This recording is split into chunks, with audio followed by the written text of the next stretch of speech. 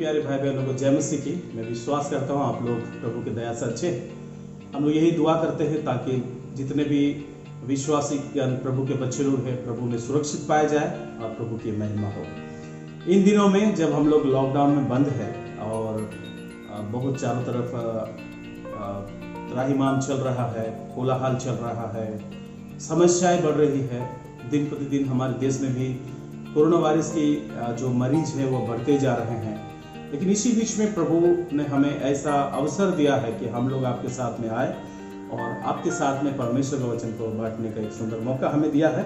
हम प्रभु का धन्यवाद करते हैं। आज हम लोग सभी बंद हैं, अपने अपने घरों में हम लोग बंद है। बच्चे स्कूल नहीं जा पा रहे हैं, पिता काम पे नहीं जा पा रहे हैं, कई बार बाजार बंद है, कई लोगों के घर नहीं जा पा रहे हैं, कोई किसी के रिश्तेदार के घर में जाकर अटक गए हैं, कई अलग अलग जगह में लोग आज बंद है।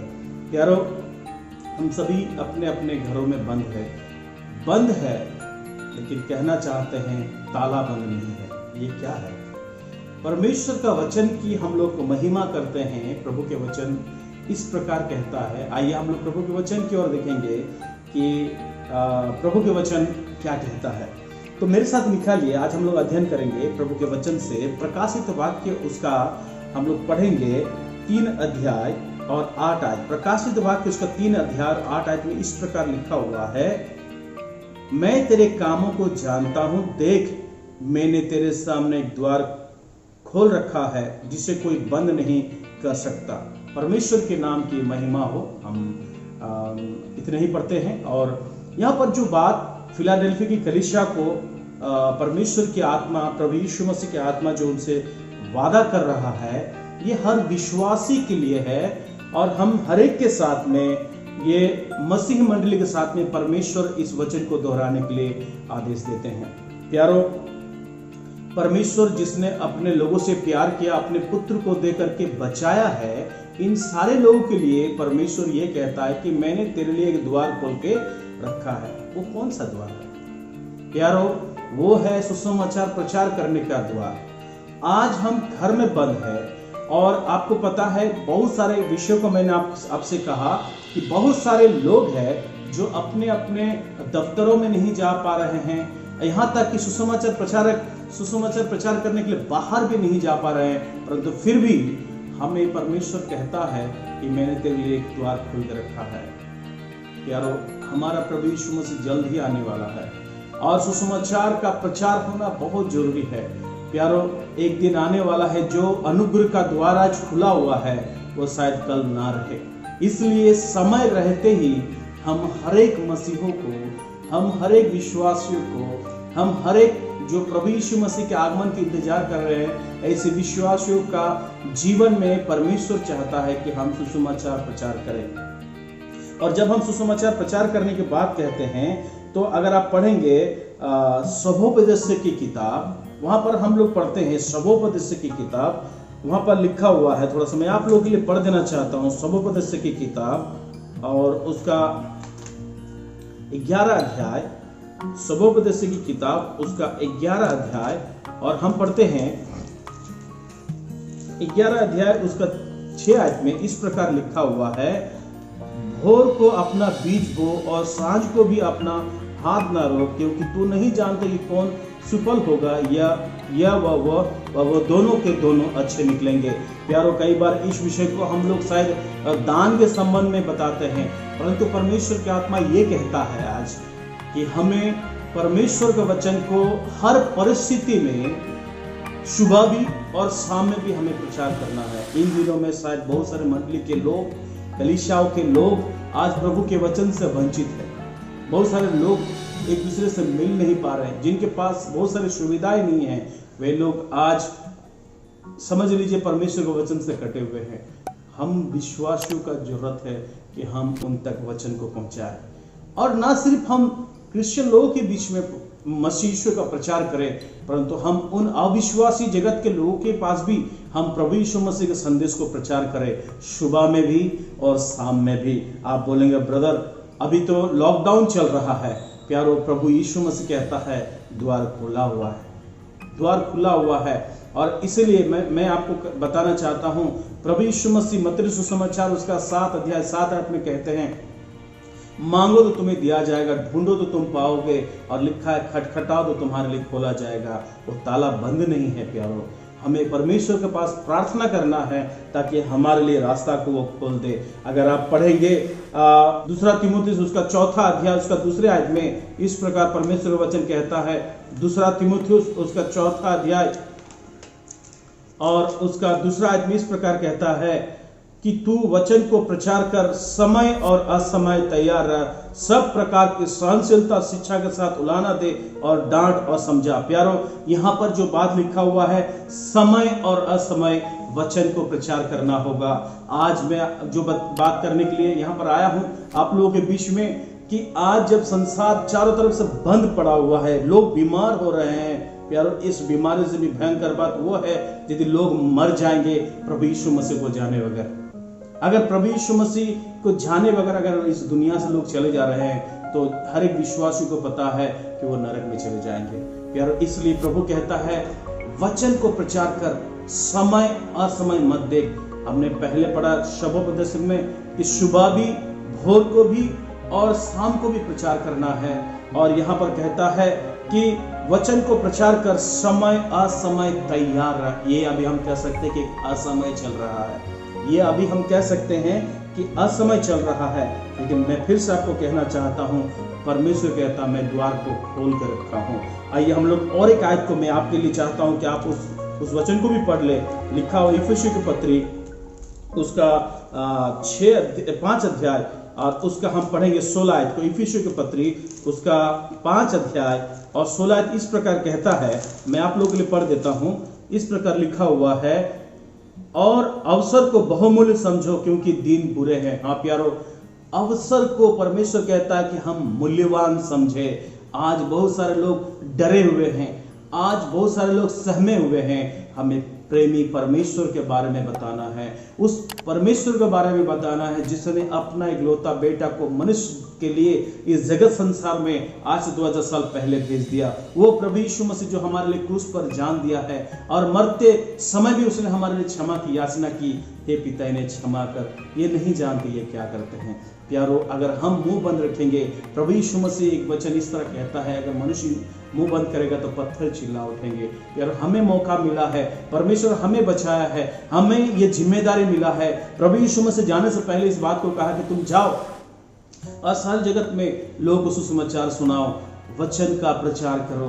प्यारो, आज हमें जिम्मेदारी उठाना है और हमारा प्रभु आ रहा है, वो हमें प्रतिफल देगा। मत्ती सुसमाचार उसका 25 अध्याय और 14-15 आयत में पढ़ेंगे तो हमें मालूम है कि वहां उस जगह में लिखा हुआ है कि यह उस मनुष्य की सी दशा है जिसने परदेश को जाते समय अपने दासों को बुलाकर अपनी संपत्ति को उनको सौंप दी। उसने एक को 5 तोड़े, दूसरे को 2 और तीसरे को 1 तोड़े, अर्थात हर एक को उसकी सामर्थ्य के अनुसार दिया और तब परदेश चला गया। प्यारो, हमें पता है इस घटना को कि 3 जन को उस मालिक ने अलग अलग उनके सामर्थ्य के अनुसार तोड़ दिए।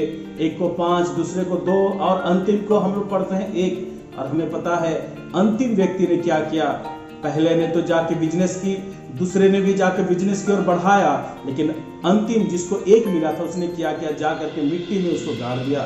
ये क्या शिक्षा देता है? अगर हम हर एक जो प्रभु यीशु मसीह पर विश्वास करने वाले लोग हैं, हमें जो परमेश्वर ने वरदान दिया है, वचन प्रचार करने के लिए हमें आदेश मिला है, अगर हम प्रचार ना करें तो शायद हम इस जिसको 1 मिला है उस जगह में हम लोग रहेंगे। और आपको पता है जब मालिक आया और जब लेखा लिया, इस व्यक्ति के साथ क्या किया गया, अंधेरी कोठरी में डाल दिया गया। बड़ा लज्जाजनक बात हम लोग देखते हैं। यारो, हमारे प्रभु यीशु मसीह आ रहे हैं और जल्दी वो हमें पुरस्कार देंगे। हम जो मेहनत प्रभु यीशु मसीह के नाम से करते हैं, छोटा सा ही वचन क्यों ना हम लोगों को बताए, लेकिन अगर हम बताते हैं, लोग उद्धार में आते हैं, याद रखिए प्रभु उसका आपको पुरस्कार देगा या आपका सम्मान को बढ़ाएगा। प्यारो, इसी प्रकार 1 कुरिन्थियों उसका 12 अध्याय 7 से अगर आप 12 पढ़ेंगे, 1 कुरिन्थियों उसका 12 अध्याय 7 से अगर आप 12 पढ़ेंगे, इस प्रकार लिखा हुआ है। कुरिन्थियों उसका 12 अध्याय का 7 आयत इस प्रकार कहता है, किंतु सबके लाभ पहुंचाने के लिए हर एक को आत्मा का प्रकाश दिया जाता है। प्यारो, परमेश्वर ने हम सभी को परमेश्वर के आत्मा का प्रकाश दिया है ताकि हम दूसरों तक भी परमेश्वर का उस प्रेम को जो हमने स्वाद चखा है हम दूसरों तक भी पहुंचाए। परंतु अगर हम चुप रहे, याद रखिए, बड़ा हमारे लिए नुकसान की बात होगा। प्यारो, और भी आगे अगर आप पढ़ेंगे तो आपको और भी बहुत सारी बातों को यहाँ पर लिखा गया है 12 अध्याय का। आप बाद में पढ़ लीजिएगा, 7 से लेकर के 11 तक मैं चाह रहा था कि मैं इस विषय को चर्चा करूं, आप पढ़ लीजिएगा बाद में। फिर मत्ती सुसमाचार में अगर आप पढ़ेंगे तो 20 अध्याय 1 से 7 तक आप पढ़ लीजिएगा। प्यारो, हमारा प्रभु यीशु मसीह आज द्वार खोल के रखा है। समस्याएं आएंगी, चाहे वो विरोधिता हो, चाहे बीमारी हो, चाहे शरीर में कष्ट हो, चाहे कुछ भी हो, हम इस संसार में हैं तो हमें कष्टों को, दुखों को मिलेंगे या झेलना होगा। लेकिन याद रखिए, हमसे जो पहले थे उन्होंने कष्टों को झेलते हुए भी हम तक परमेश्वर के प्रेम का प्रकाश पहुंचाया, हम तक परमेश्वर के वचन को पहुंचाया है। आइए हम लोग कुरिन्थी की इसी पहले अध्याय का, उसका 16 अध्याय का हम लोग पहले कुरिन्थी उसका 16 अध्याय को हम लोग पढ़ेंगे। उसका 9वें आयत को हम लोग इस प्रकार लिखा हुआ है, क्योंकि मेरे लिए एक बड़ा और उपयोगी द्वार खुला है और विरोध बहुत से हैं। प्यारो, यहाँ पर कुरिन्थी की मंडली को प्रेरित पौलुस लिखते हैं कि मेरे लिए द्वार तो खुला हुआ है लेकिन विरोधिता है। और हम जानते हैं प्रेरित पौलुस ने भी जीवन के आखिरी दिन तक, अगर आप प्रेरितों काम में आप अगर पढ़ेंगे तो आखिरी आयतों में आप उनके बारे में पढ़ सकते हैं प्रेरितों काम में, और आखिरी 28 अध्याय 21 आयत में अगर आप पढ़ेंगे तो वहां पर आपको मिलेगा कि वो जीवन के आखिरी दिन तक अपनी मृत्यु के समय में भी राजा अग्रिप्पा के सामने में उसने क्या किया, प्रभु यीशु मसीह का अंगीकार किया और उससे भी सुसमाचार प्रचार करके उसने परमेश्वर के वचन को प्रचार किया। यार, वो बंधा हुआ था, उसका मृत्यु उसके सामने में थी, फिर भी इतने विरोधिता के बाद भी वो परमेश्वर का वचन को प्रचार करता है। हमारे लिए मौका है, आज हम प्रभु यीशु मसीह के बारे में लोगों को बता सकते हैं, लोगों को प्रभु यीशु मसीह के बारे में हम कह सकते हैं। मैं और एक उदाहरण थोड़ा सा बताना चाहता हूँ। आपको नहमिया के बारे में पता होगा। अगर आप नहमिया के बारे में पढ़ेंगे, जब वो उस जो बाउंड्री बनाने के लिए वो जब यरूशलेम में गया, अगर आप पढ़ेंगे लिखा हुआ, राजा तो बड़ा खुशी खुशी उनको विदा किया और उसको आदेश भी मिला, प्रमाण पत्र भी मिला और संपत्ति भी मिला। लेकिन जब आप पढ़ेंगे आगे, जब आप नहमिया की किताब उसका 2 अध्याय 8 से लेकर 18 तक जब आप पढ़ेंगे, जैसे ही उसको ये सारी बातें मिली, उसके साथ साथ उसको विरोधिता का भी सामना करना पड़ा। बहुत सारे विरोधी उसके विरुद्ध में खड़े हुए और उसके काम का खिलाफत करने लगे, लेकिन एक हाथ में वो तलवार लेकर के और एक हाथ में उस काम को कर रहा था। प्यारो, हम जो आपसे जो बात करना चाहते हैं, जो बताना चाहते हैं, विरोधिता आएगी, हम प्रार्थना करें और प्रभु की सेवा में हम आगे बढ़े, क्योंकि प्रभु हमारे साथ है। उसने वादा किया है कि जगत के अंत तक वो हमारे साथ सदैव रहेंगे। इसलिए उसी विश्वास के साथ आइए, क्योंकि द्वार खुला हुआ है, क्योंकि हमारा प्रभु यीशु मसीह आने वाला है, प्रतिफल उसके हाथ में होगा। प्यारो, एक छोटा सा लाइन में पढ़ के आपके पास इस विषय को समाप्त करना चाहता हूं। लिखा है, दुश्मन जमाना होता रहे, रंज और आलम की परवाह किसे, वह है हमारा, हम उसके बढ़ते चले गाते चले। प्यारो, प्रभु इस छोटे से वचन के द्वारा हम सभी को आशीर्वाद करें और समझने में मदद करें कि आज अगर हम बंद है तो हमें कितनी मुश्किलों का सामना करना पड़ रहा है। उसी प्रकार अगर प्रभु के वचन को हम प्रचार करना बंद कर देंगे तो कितनी कामों में मुश्किलें आएंगी, कितने लोग मरेंगे। प्यारो, प्रभु हमने ये जिम्मेदारी दिया है, आइए हम विश्वास योग्यता के साथ उस काम को जीवन के आखिरी दिन तक हम पूरा करें। प्रभु इस छोटे से वचन के द्वारा हम सभी को आशीर्वाद करें। सुनने के लिए बहुत बहुत धन्यवाद।